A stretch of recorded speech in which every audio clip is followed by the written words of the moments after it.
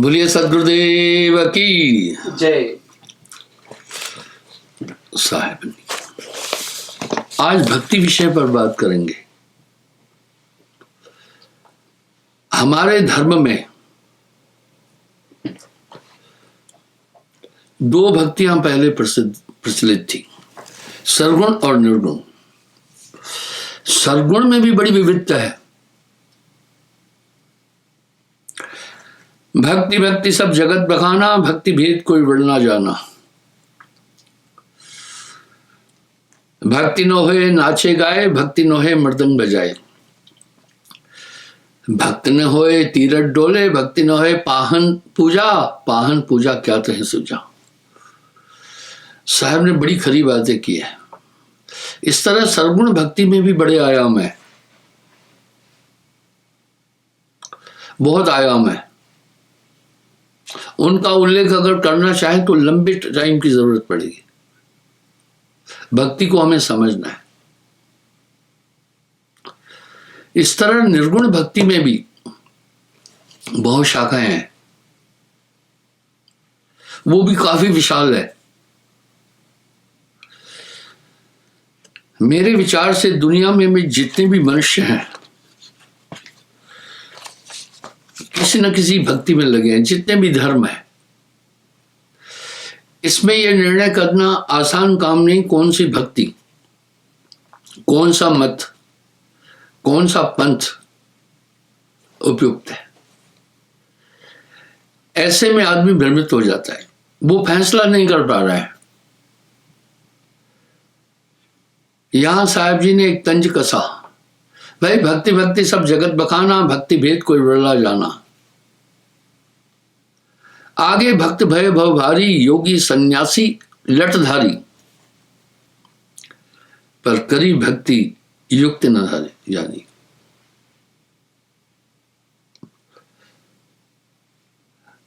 इसी प्रकार से कबीर पंथ में भी नाना मान्यताएं आ गई।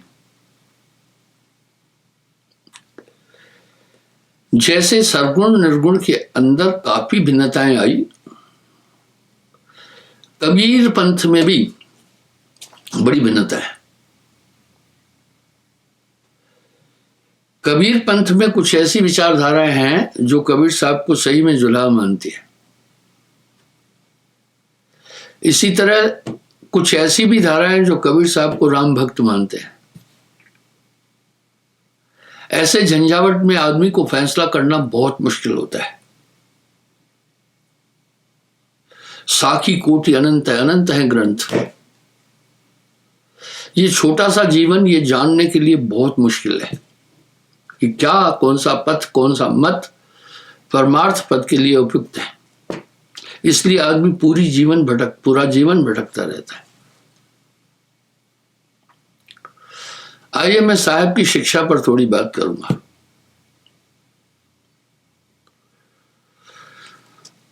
मैं बाल ब्रह्मचारी हूं, मुझे 54 साल दीक्षा देते हो गए। 5 दिन बाद मेरा 76वां जन्मदिन है। पूरे देश का, दुनिया का 70% घूमा, सभी मत मतांतरों का शोध किया मैंने। फुर्सत में था।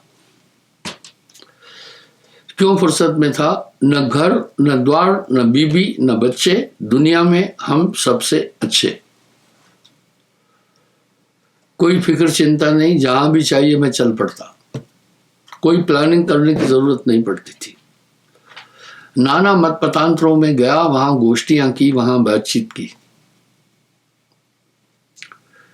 जानने का प्रयास किया कि इनका मंतव्य क्या है।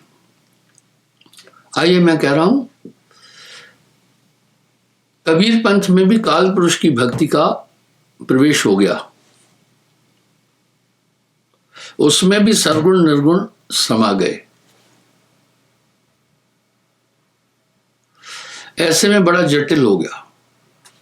आपको मैं साहब क्या है ये समझाना चाहूंगा।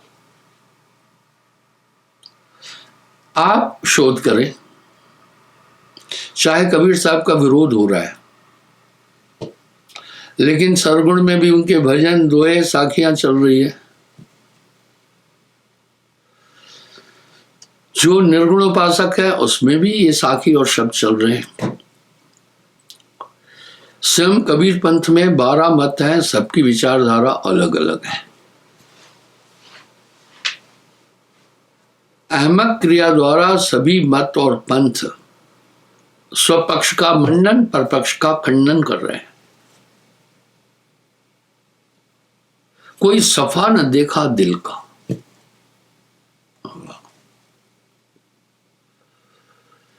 इसी तरह हुआ क्या,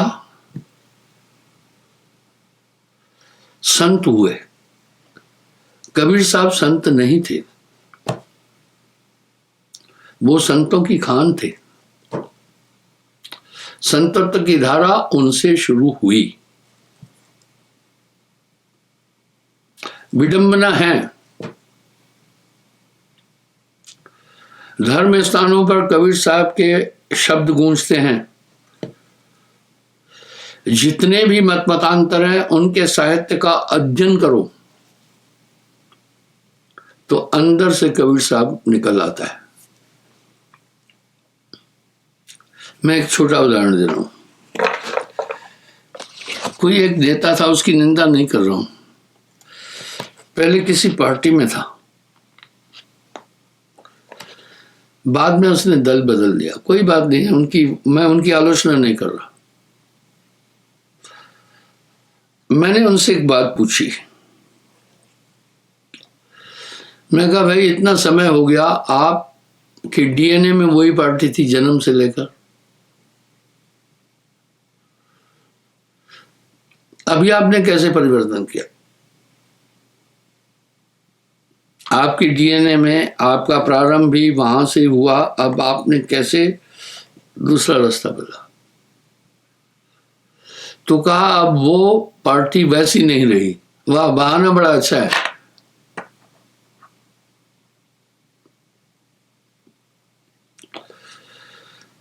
ये बहाना बड़ा अच्छा है। वास्तविकता क्या थी? राजनेता एक चीज देखते हैं कि अभी किस पार्टी का माहौल है, कोई ना कोई इशू उठा करके वो उसमें सम्मिलित हो जाते हैं। इसी प्रकार से ये द्वंद्व भक्ति क्षेत्र में भी है। कुछ कुछ महात्मा आए, मैं उनकी निंदा नहीं कर रहा, उनका बड़ा प्रचार हुआ, काफी ऊंचे शिखर पर पहुंचे और धड़ाम से फिर जमीन में आ गए।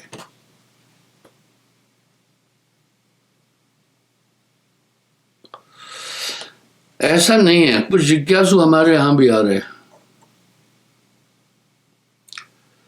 जो नाना मतांतरों से निकलकर मेरे पास आ रहे हैं। मैं उनसे पूछता हूं, क्या तुम उस मत को ठीक से समझ चुके थे? उनका तर्क कुछ खास नहीं होता। मैं उदाहरण देता हूं, कुछ लोगों को मैंने, जब उनकी क्रियाएं छल कपट की थी, व्यवहार दुर्व्यवहार था, आचरणहीन आचरण था, उनको मैंने साइड किया। वो मेरे समांतर चलने वाले पंथों में पहुंच गए। प्रतिस्पर्धा तो हर जगह है, मैं निंदा से नहीं डरता हूं और निंदा से डरना भी नहीं चाहिए। जो अपनी निंदा सुनने के बाद भी शांत है, उसे दुनिया में कोई पराजित नहीं कर सकता। अगर आपकी निंदा हो रही है तो गंभीरता से सुनो। आप पर दोषारोपण हो रहा है तो आप निष्पक्ष होकर के सुनो। अगर वो सही है तो फिर आप उसके लिए क्यों परेशान हैं? फिर सुधार करो। निंदक हमेशा सचेतक है।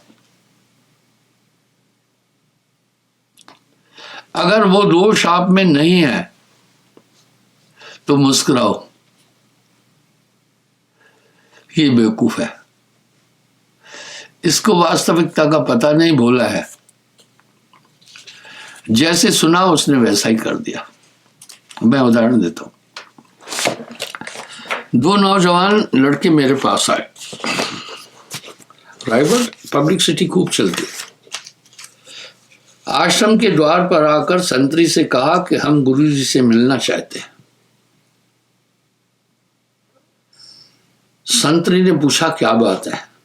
बोला माफी मांगने आए हैं।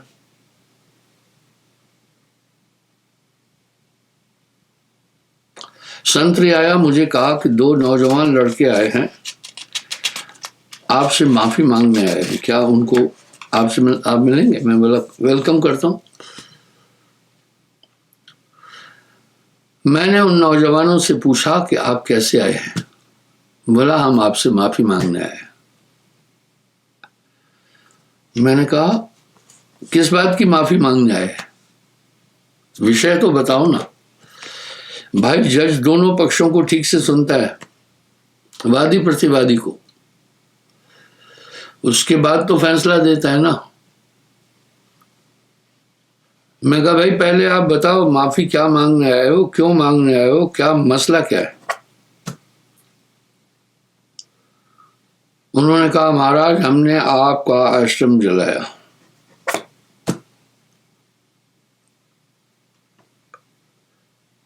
मैं बोला अच्छा आश्रम जलाया, आपने आश्रम क्यों जलाया? हमने तो किसी भी धर्म स्थान को कभी, प्रतिस्पर्धा है बहुत बड़ी, आज भी देखो इन्हीं विषयों पर कितने झगड़े हैं।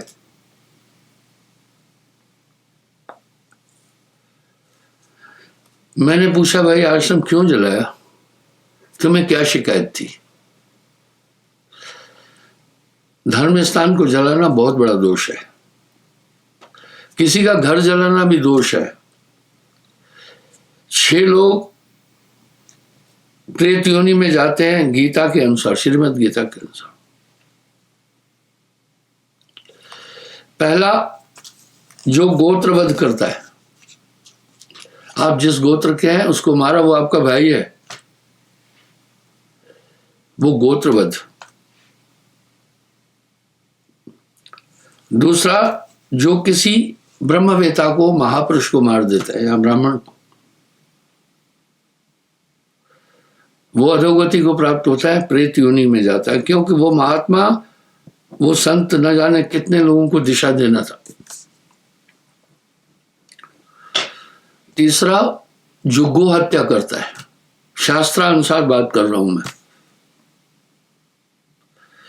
इसलिए इस संस्कृति में गो की हत्या बहुत बड़ा पाप माना गया है।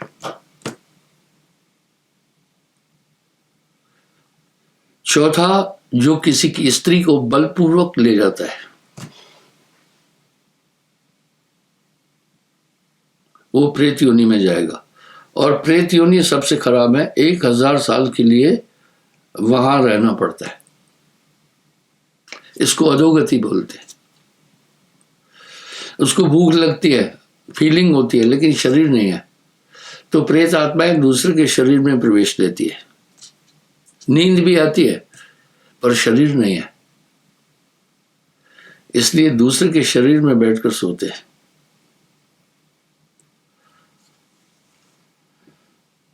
पांचवा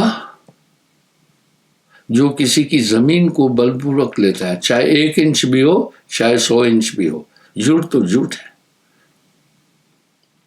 इसलिए बुजुर्ग लोग दूसरी की जमीन लेने में बहुत कभी भी नहीं लेना चाहते थे, वो प्रेत योनि को मिल जाता है।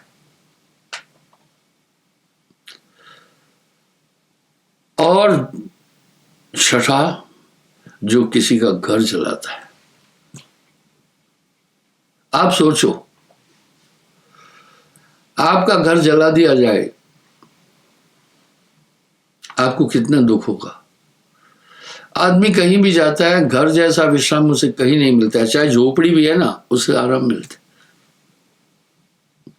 और जो किसी को धोखे से मारता है, इसलिए प्राचीन काल में योद्धा युद्ध करते थे तो पहले उसको सावधान करते थे कि युद्ध के लिए प्रस्तुत हो जाओ। हे अर्जुन, ये कर्म करने वाले अधोगति को प्राप्त होते हैं। मैंने कहा, भाई आपने हमारा आश्रम क्यों जलाया? ये तो कई लोगों की आस्था से जुड़ा हुआ था। किसी भी धर्म स्थान को जलाना, उसको खंडित करना पाप है। संभव है विचारधाराएं अलग हो सकती हैं, जीवन शैली अलग हो सकती है, पहनावा अलग हो सकता है, उपासना पद्धतियां अलग हो सकती है, प्रार्थना करने का तरीका अलग हो सकता है, लेकिन एक बात अलग नहीं हो सकती कि हम सब आत्मा है। मैंने कहा, आपने क्यों जलाया आश्रम? उसने कहा, चारों तरफ ये था कि महाराज ISI का है, आतंकवादी है और लोगों की जमीनें हड़प रहा है। और ये मुहावरा प्रसिद्ध है क्योंकि कई पंथ जो है लैंड ग्रैबिंग करते हैं। मैं अखबारों की फुटेज बताऊंगा तो आप हैरान हो जाएंगे।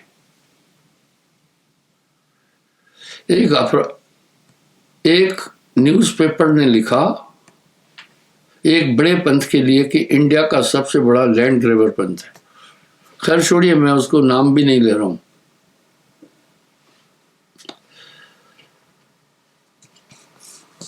कहा, ऐसे कुछ बातें बोली।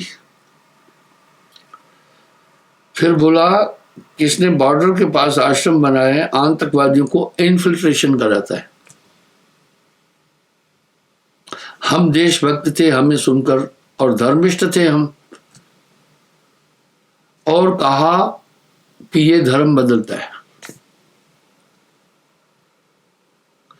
अब ये 5-6 बातें थी, इस सब का उत्तर दूंगा मैं। अपनी सफाई नहीं दे रहा हूं, मैं निंदा से विदारित नहीं हूं। नानक देव जी ने फरमाया, निंदक मेरा गुरु।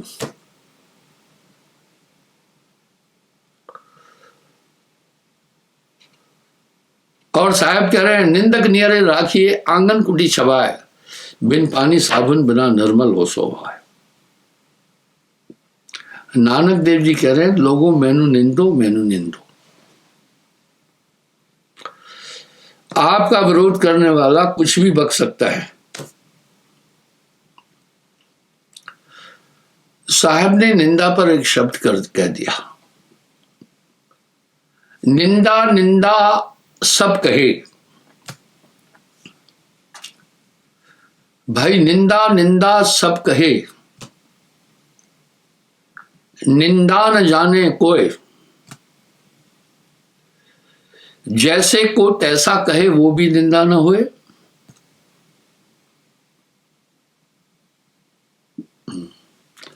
अगर आपकी निंदा हो रही है, आप खामोशी से सोचो, क्या मैं ये कर रहा हूं? क्या निंदक सचक है, असचेतक है? अरे नानक देव जी महाराज ने तो यहां तक कह दिया, निंदक मेरा गुरु।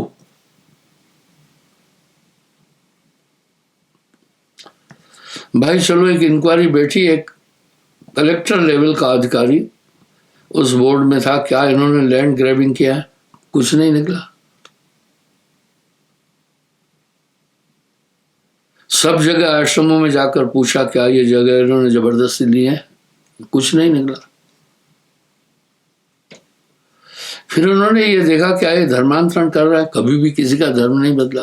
अभी हजारों लोग मेरे सामने बैठे हैं, लाइव प्रोग्राम दे रहा हूं,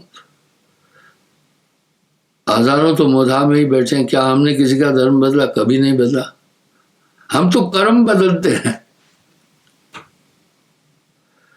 कुंठित कर्मों को छुड़ाकर सत्य की तरफ ले जा रहे। दूसरा भाई, कौन सा आतंकवादी? तीसरी बात, भाई खुद मैं भारतीय सेना में था,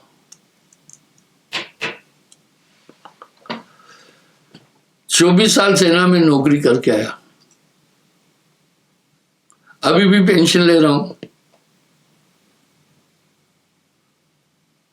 कश्मीर में 3 साल आतंकवादियों से लड़ाई, युद्ध लड़ी, 3 साल मिजोरम में हॉस्टाइल लोगों से युद्ध लड़ी। फौज में कहीं बुआ नहीं बैठी है, गरम गरम हलवा खिलाए, जटिल काम है, पेंशन ले रहा हूं। लोगों ने यह भी कहना शुरू कर दिया इसको फौज से जेल में भेजा गया था। आपका विरोध करने वाला उस अपनी भंडास निकालने के लिए किसी भी सीमा तक जा सकता है भैया, वो कहीं भी जा सकता है। निंदा से तू मत डर बंदे, सबसे बड़ा इनाम है ये। और कहीं हम इन्फिल्ट्रेशन करा ही नहीं रहे हैं। मेरी इंक्वायरी बड़ी हाई लेवल पर हुई, सीबीआई ने की, सीआईडी ने की, पुलिस ने की। वाह भाई वाह, क्या बात है। राह ने की। राह तो इंटरनेशनल एजेंसी है, वो बाहर के मसलों में आते। मुझे आईएसआई का जब सदस्य बोला गया तो फिर राह ये इंक्वायरी करेगी, राह ने इंक्वायरी भी कर ली, कहीं कुछ नहीं निकला। खोदा पहाड़ निकली चुहिया। इस विरोध ने मुझे सेव कर दिया। मुझे ऐसे नहीं कह रहे संतों में, भाइयों में मैनू निंदो, लोगों मैनू निंदो। और साहब भी कह रहे हैं निंदक नियरे राखिए आंगन कुटी छवाए, बिन साबुन पानी साबुन बिना नॉर्मल करे सोगा। हमें शिकायत नहीं। इस तरह आज एक धर्म क्षेत्र में प्रतिस्पर्धा बहुत है। मैं कह रहा हूं आप अपनी बात तो रखो, आपको अधिकार है, लेकिन लांछन तो नहीं लगाओ ना किसी पर, फिर वो पाप है। किसी में दोष नहीं है, बिना जाने आप उस दोष को बोल रहे हैं तो वो आदमी हर्ट होता है। एक चीज थी, एक अमृत वचन में आता है, जो अपनी निंदा सुनने के बाद भी बैलेंस है, उसे दुनिया में कोई नहीं हरा सकता। निंदक जी ये जुगन जुग काम हमारा होए बिना कोड़ी को चाकर। तमाम ये चीजें हैं। मैं ये इसलिए कह रहा हूं, सही में कुछ मत के पंथ के लोग मेरा नाम लेकर मेरी निंदा करते हैं।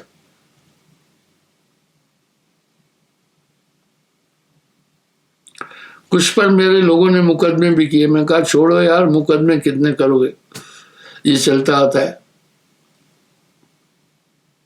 आइए, पर निंदा निंदा सब कहे, निंदा न जाने कोई, जैसे को तैसा कहे वो भी निंदा न हो। वर्तमान में हमारे देश में भक्ति का हश्र क्या है, मैं आपको बताता हूं।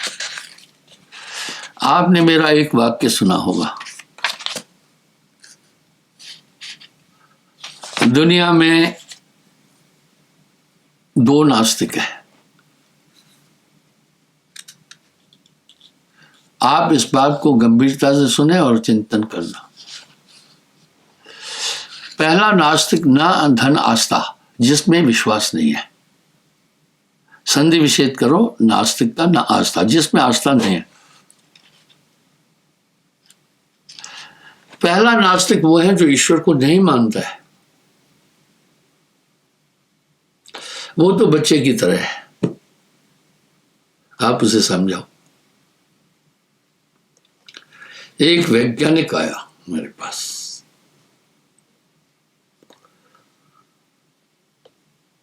वो कुछ बात करने लगा, सीधी सीधी बात कर रहा था इशारे में कि तुम लोग ठगो। लोगों को भ्रमित करके धन इकट्ठा करते हो। विज्ञान ईश्वर को नहीं मानता। उसकी पैंट थी कि कोई ईश्वर नहीं है, ये एक बिजनेस है। मैंने वैज्ञानिक से पूछा,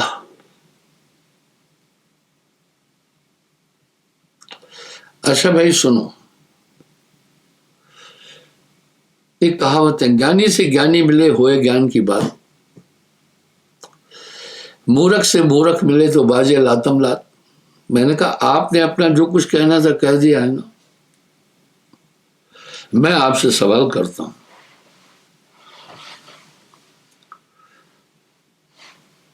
आपके मुंह में 32 दांत है,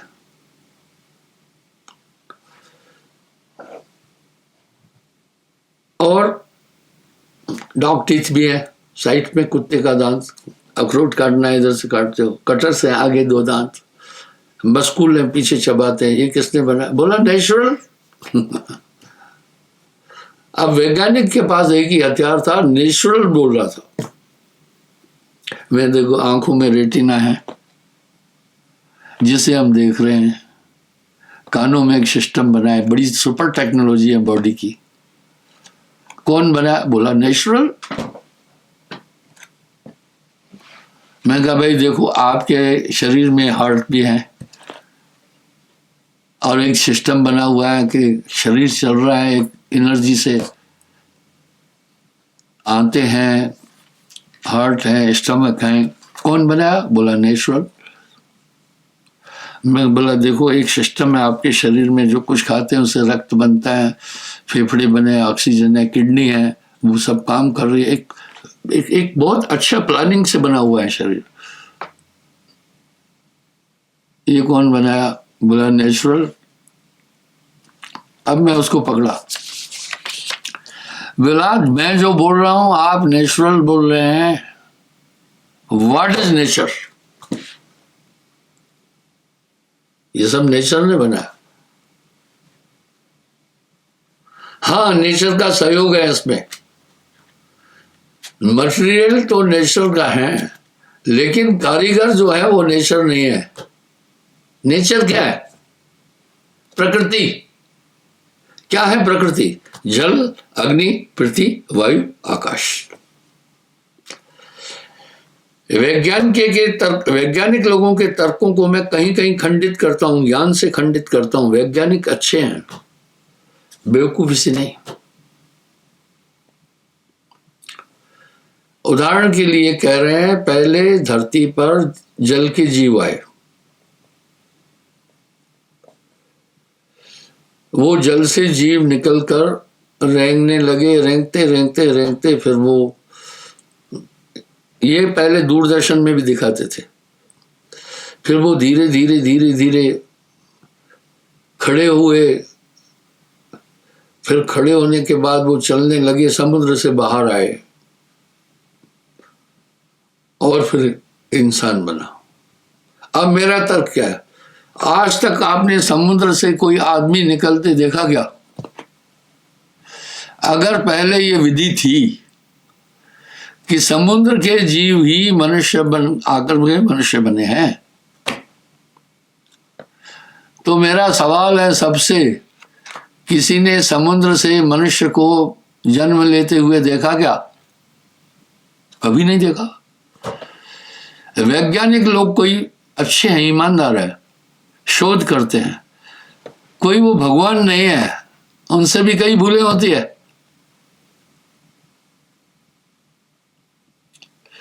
मैंने उस वैज्ञानिक को वहां वाकहीन कर दिया। मैं कहा भाई अगर ये तर्क है कि समुद्र में ही जीव हुए, वहां से फिर मनुष्य रेंगते रेंगते बने, तो आजकल भी एक आध तो निकलना चाहिए। जब ये प्रोसेस था तो अभी भी समुद्र से आदमी निकल के आना चाहिए। यहां गलती है उनकी। मैं क्रिटिसाइज नहीं कर रहा हूं, वैज्ञानिक अच्छे हैं। न्यूटन ने बोला था 66.5 डिग्री के कोण पर पृथ्वी झुकी, ठीक है। इस कारण से रात दिन होते हैं। पृथ्वी की गतियां हैं 2, वार्षिक और दैनिक गति, अपनी कक्ष पर और अपनी अक्ष पर घूमते हैं, ठीक है। क्या न्यूटन ने और भी ब्रह्मांडों की बात की क्या? अभी वाले वैज्ञानिक कह रहे हैं आकाश गंगाओं में ऐसे कई ब्रह्मांड हैं। न्यूटन का अपमान नहीं कर रहा हूं, न्यूटन की खोज अच्छी थी, उसने समाज को दिया कि भाई धरती घूम रही है। आज भी 40% लोग वो हैं जो कहते हैं सूरज घूमता है। अभी जो कोई कहे कि भाई धरती घूमती है तो वो कहते हैं तुम्हारा दिमाग घूम रहा है। एक बार मैं सत्संग में पूछा, मैं कहता हूं सत्संग में भाई मैं प्रश्न करूंगा, हाँ और ना में उत्तर देना। मैंने कहा जो ये मानते हैं धरती घूमती है वो हाथ खड़ा करो। आपको बड़ी हैरानगी होगी, 50-60% लोग हाथ खड़ा किए।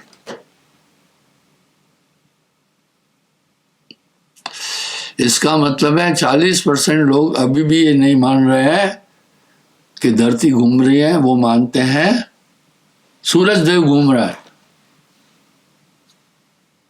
उनको कौन समझाए?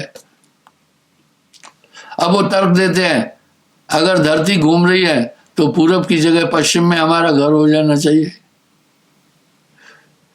उनके अंदर जो भ्रम है वो निकल नहीं पाता है। चलो मैं यही आज आपको दिखाता हूं मोदा से ही। भाई जो कह रहे हैं धरती घूमती है वो हाथ खड़ा करें, हाथ नीचे करें। जो कह रहे हैं धरती नहीं घूमती है, सूरज देव रथ में घूम रहा है, वो हाथ खड़ा करो। ये तो मेरी गलती हो गई जो मैंने पहले बोल दिया। अभी भी 1-2 हाथ खड़ा किए हैं, ठीक है। पहले नहीं बताना था तो बहुत हाथ खड़े होने थे।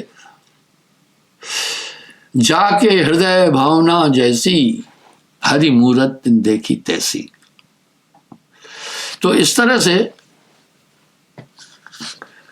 अभी तो वैज्ञानिकों ने यह बता दिया कि आकाश गंगा में ऐसे कई सूर्य हैं। हाँ, शोध है,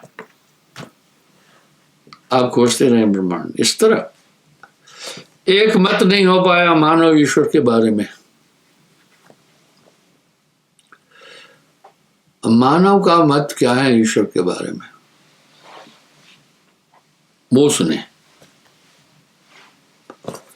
पहले कुछ लोग हैं ईश्वर को मानते हैं,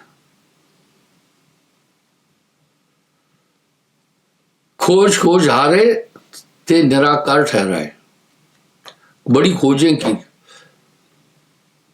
फिर उन्होंने कहा भाई वो निराकार है, नहीं दिखेगा। ठीक है, ऐसा ही था।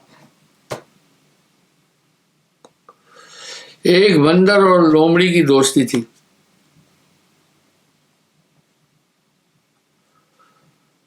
बंदर रोज अंगूर खिलाता था लोमड़ी को, लेकिन अनबन हो गई। अनबन तो होती है मनुष्य के मस्तिष्क में, ये चीजें ही हैं। अनबन तो माँ बाप के साथ भी हो जाती है, पति पत्नी की हो जाती है, संतान के साथ हो जाती है, अनबन हो जाती है। अभी जब अनबन हो जाती है तो कहता है जाओ, तुम्हारे बिना मेरा कोई काम नहीं रुक रहा। वो भी कहता है जाओ, मन मुटाव हो गया। लोमड़ी ने कहा अपने साथियों को, ये अंगूर की बात करता है, छोड़ो, अंगूर मैं भी तोड़ के ला सकती हूँ। अब मैं दक्षिण भारत में भी रहा हूँ, महाराष्ट्र में रहा हूँ, कर्नाटका में रहा हूँ, केरला में रहा हूँ, आर्मी सर्विस के साथ। तो जो अंगूर लगाते हैं ऊंचाई पर लगाते हैं, 4-4.5 फीट ऊंचाई पर जाला बुनते हैं, फिर अंगूर की बेल चढ़ाते हैं, फिर वो गुच्छे लटकते हैं। अब लोमड़ी की पहुंच वहां तक थी नहीं। लोमड़ी जब अंगूर के लिए गई, लोमड़ी का इतना वजूद नहीं था। 10-5 छलांगे लगाई, अंगूर तक उसकी पकड़ नहीं बनी, वापस आ गए। बाकी सखी साथियों ने पूछा, अरे भाई लोमड़ी अंगूर की ली गई थी, क्यों नहीं लाई? बोला खट्टे थे, अंगूर खट्टे थे इसलिए नहीं आए, अपनी झेप छिपाने के लिए। ऐसा तो कुछ लोग परमात्मा को निराकार मानते हैं। इस तरह कुछ लोगों ने फिर कहा भाई सूर्य देव ही सब कुछ है, पृथ्वी माता ही सब कुछ है, हम इसका विरोध नहीं कर रहे हैं। पृथ्वी माँ है, माँ बच्चे को जन्म दे पोषित करते हैं, माँ बच्चे को जन्म देती है, अपने पयोधर से दूध पिलाती है, लेकिन थोड़ा बड़ा हो जाता है माँ उसकी ज़रूरत पूरी नहीं कर पाती है, अपनी गोद से उतार कर पृथ्वी के हवाले करते हैं। बोला जा बेटे अब तू इस धरती के पयोधर से खा, तो इसके पयोधर से अनाज फल फ्रूट साग सब्जियां निकल रही हैं, इसलिए इसको भी माँ कहा। चलो कोई बात नहीं है, कबरा खड़ा बाजार में सबकी मांगे खैर, ना काऊ से दोस्ती ना काऊ से बैर। हमारी भैया किसी से दुश्मनी नहीं है। जल परमाने माछली पर परमाने बुद्ध, जिसको जैसा गुरु मिला तैसी ताकि सुध। ये धारणाएं संग से बनती है। कुछ कह रहे नहीं है परमात्मा, साकार नहीं है, निराकार भी नहीं है, आत्मा ही परमात्मा है। बुद्ध मत भी यही कह रहा है और जैनी भी यही कह रहे हैं। धरती के लोग चार धाराओं में बटे हुए हैं, हमारे धर्म में भी लोग चार धाराओं में बटे हैं। कहते आत्मा ही सब कुछ है। अरे आत्मा ही सब कुछ है, बंदी क्यों? तो कहते मन माया ने बांधा, फिर तो वही हो गए सबसे तगड़े।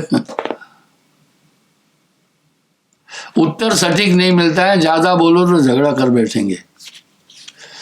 साहब यहां भी हिदायत दिए, मूर्ख से क्या बोलिए, शठ से कहां बसा है, पाहन में क्या मारिए, चोखा तीर नशा। मूर्ख का मुंह बम्ब है, बोलत वचन भुजंग, उसकी युक्ति मौन है, विष नहीं व्यापत अंग।